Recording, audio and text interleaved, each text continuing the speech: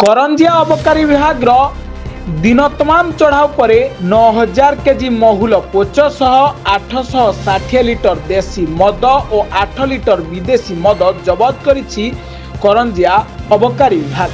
अवैध देशी महुल प्रस्तुत महुली मद विक्रय विरोध में करंजिया अंचल में अबकारी विभाग पक्षर व्यापक चढ़ाऊ खड़ीकुदर और जारासाही ग्राम पाखापाखि नदी और नाल पार्श्व चलुवा अवैध मद प्रस्तुति उपरे एही अभियान चलिथिला। चढ़ाऊ समय प्राय 9000 केजी महुल पोच और 860 लिटर देशी महुली मद जबत कराइछि। ता सहित 8 लिटर विदेशी मद मध्य जबत होइछि। जबत होइथिबा स्थान रे ही नष्ट कर दे। ए घटना रे तीनोटी मामला रुजु करा जाई तदंत जारी रहिछि। अवैध मद विरोध रे आगामी दिन रे आहुरी कठोर चढ़ाऊ हेबो बोली अबकारी ओआईसी श्री नायक सूचना दैछन्ति। करंजियारू सुमंत पात्रଙ୍କ रिपोर्ट ब्लैकेट न्यूज ओडिया।